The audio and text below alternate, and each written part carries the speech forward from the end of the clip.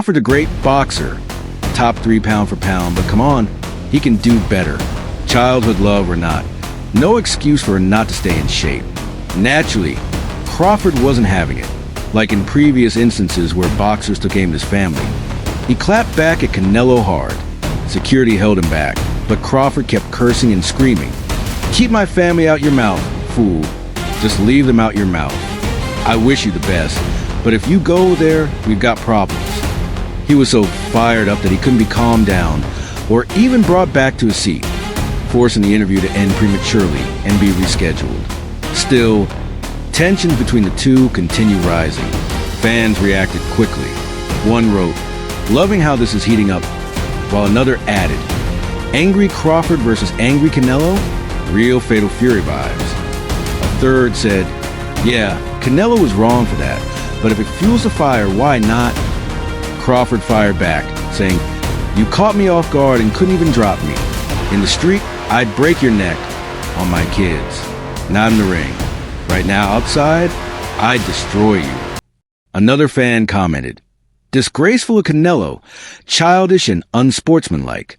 I hope Bud smashes him." Recently, Gervonta Davis also insulted Crawford's wife's appearance, prompting another sharp rebuttal from Crawford. The more vicious insult, however, came from Tyan Booth, who posted a tweet asking, "Should a world champion boxer have a fat girlfriend?" alongside a photo of Crawford and his wife. Booth received widespread criticism for the tasteless tweet, eventually getting suspended from Twitter. He previously mocked her on YouTube, too. Many believe these attacks on Crawford's wife are deliberate. When rivals can't attack his boxing, they go for personal jabs.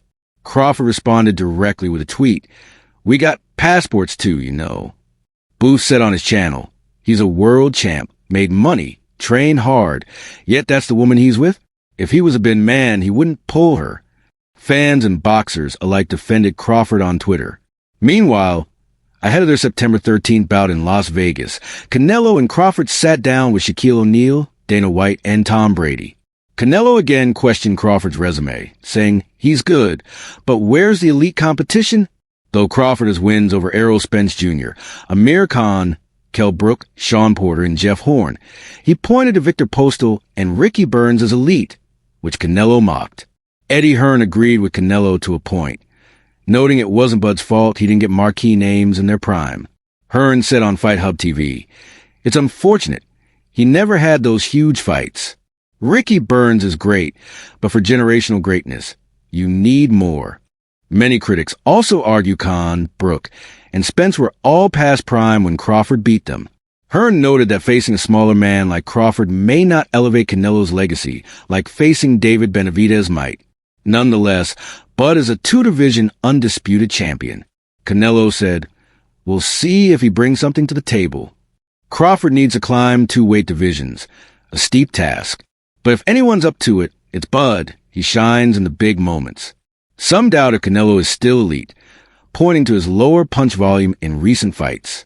Bud's critics cite his performance against Madrimov as evidence he'll struggle with the added weight.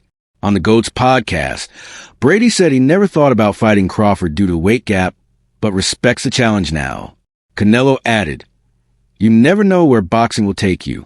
I'm glad to share the ring with one of the best." White said this mega fight fits into his vision of rebuilding boxing with a UFC-style structure. Brady emphasized that fans want the best versus the best, and that's what Bud versus Canelo offers. "This is why we love sports," he said. Greatness clashing with greatness. When Bud got too close during the stare down, Canelo shoved him, and chaos erupted as security jumped in. Brady later asked about their training. Bud said, "I'm not even training hard yet. Don't want to burn out. I go all in when I'm in the gym." Canelo, still prepping for Skull at the time, was already training for months. "I'll rest a week after May and jump back in for September," he said. Brady described both fighters as rare talents and said, "When they're in their zone, everyone pays attention." Canelo insisted Ricky Burns wasn't elite. Crawford repeated his credentials. Brady emphasized that building an epic event like this, with top-tier talent, is what elevates the sport. Bud stormed across the stage in New York, again getting physical with Canelo and drawing a shove as entourages scrambled.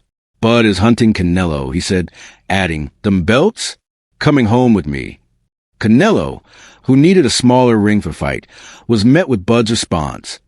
"The only running I'll do is upside his head."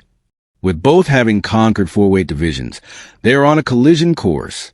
Crawford said, "He's not going to beat me. I'm taking everything from him." Canelo responded, "You'll see I'm different." Bud said, "No, I'm different. You'll see." With a third press conference set for June 30th in Vegas, where Brady owns part of the Raiders, excitement grows. Brady summed it up best. "It's not about what they've done. It's about what's next." Two greats, one ring, one historic night. September 13th is coming.